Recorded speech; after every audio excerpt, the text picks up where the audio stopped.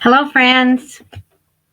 It's Reverend Pat Bessie from Unity Center for Spiritual Growth, and I am here for your midday faith lift.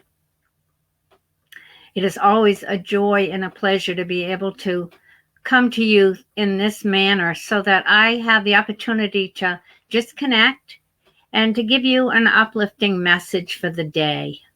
I hope that you're doing well.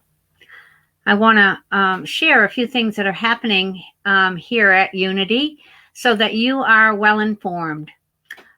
This evening at 7:10, Reverend Leroy will be doing a meditation. I hope that you can join him for that. And then every Monday, Wednesday, and Friday at this time, myself and Reverend Elizabeth Peterson come forth and do a midday faith lift with you. And of course, our Sunday morning service is live here at 10 o'clock with myself and our beautiful Dina Gurney. And Dina has been doing a 1-hour music evening. She's been doing that on Tuesday evenings, but starting next Friday, not this coming Friday, but the following Friday, she will be moving that to Friday evening at 7 o'clock. Matt Purinton does Course in Miracles at noontime on Sunday.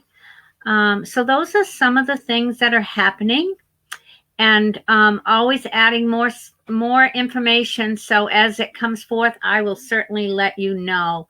Hi, Mimo. Hi, Bonnie. Nice to see you both here. I just want to say I hope each and every one of you are kind of settling into this new routine that we're in. I find myself this week not having as much of that underlying anxiety as I was feeling the first few weeks. So I guess I'm adjusting more to what's going on, and I hope you are too. Hi, Julie. I love it when I see people having the opportunity to come on and share this time with me. In meditation this morning, it came to me the book How to Let God Help You by Myrtle Fillmore. And so after I finished meditation, I went downstairs to my library and I pulled it off the shelf because I felt that that was what I was being called to share with you today. So I am taking a piece out of that book and I will be sharing it with you. And so what I'll do is read the piece and then take a few moments to just sit in the silence. And you may want to just allow yourself to get comfortable, maybe even close your eyes as you hear Myrtle's words. Myrtle was the heart of Unity. She was what kept the beating of the heart going in Unity. And so let her words comfort you today. And from this book, I'm going to be reading from the chapter called Overcoming of Fear. Seemed appropriate. Sometimes we fear that we have not the ability to do a thing we ought to do. We fear that there are obstacles in the way. God never put anything in the way of progress. When we get rid of our fears, we find that the way is clear for us to go the Lord's way. David said, I will fear no evil, for thou art with me.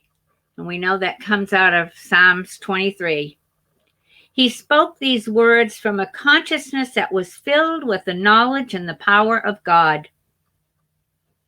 As a boy, he was a keeper of the sheep.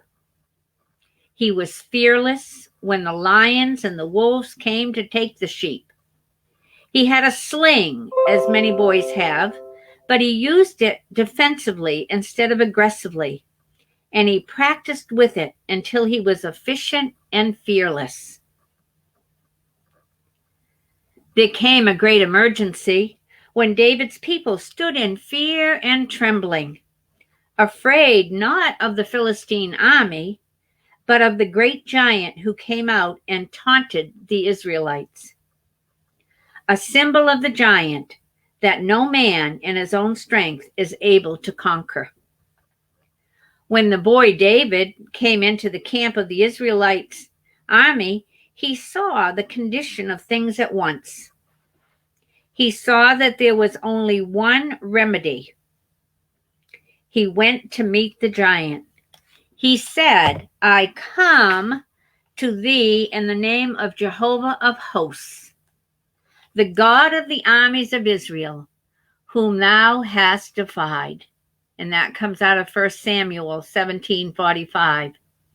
With his usual weapon, the sling, he was a laughingstock to the giant who stood there sure of his own power.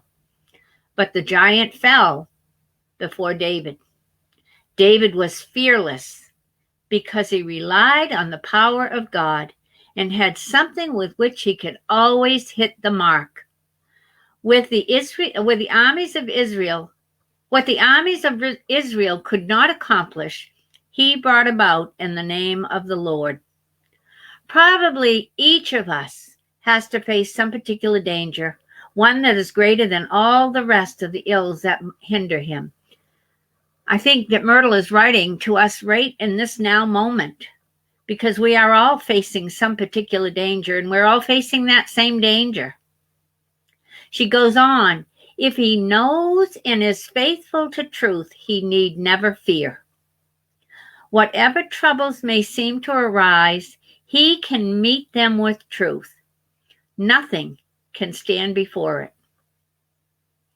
If you would overcome all your enemies and find your freedom, you must be true to your one defense. There is only one power and one presence, the good. All scheming and falsity must fall before the consciousness that there is only one power, God. The power of darkness will vanish before it. Let us make these thoughts a part of our consciousness. I cannot be afraid, for God is omnipresent good. God is omnipresent protection. I will fear no evil, for thou art with me.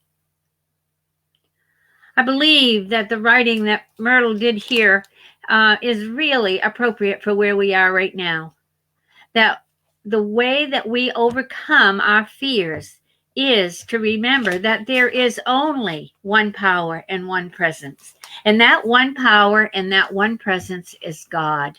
And when we stand in that truth, everything else will fall away. So let us take just a couple of minutes and sit in the silence with this story. And remember that wherever you are, God is right there. There is nowhere that you are today or any day that you're alone. So let's move into the silence.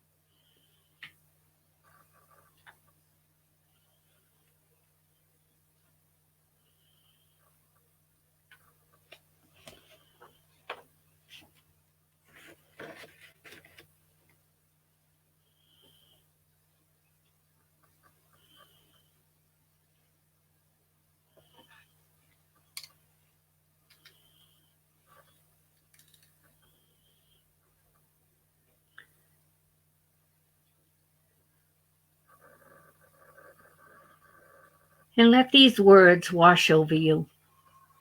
I open the doors of my heart wide, knowing that the everlasting fountain of thy light will pour forth and fill my life.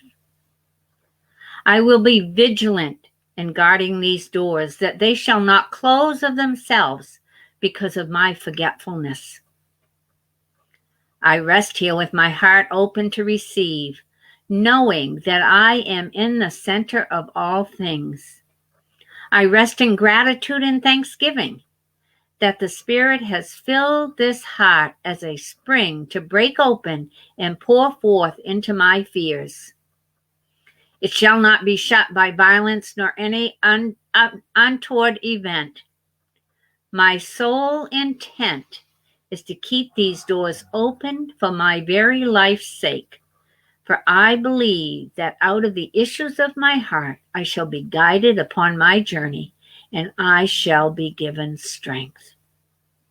And I shall be given strength. So let us come back into this time and space, and let us go forth and finish and do whatever is being called of us to do today. And we do it in truth, knowing there is only one power and one presence, and that one power and one presence is active in our life now. Have a blessed rest of your day, and join us again this evening at 7:10 for another time of just stepping away and moving into a place of silence and gratitude. God bless you.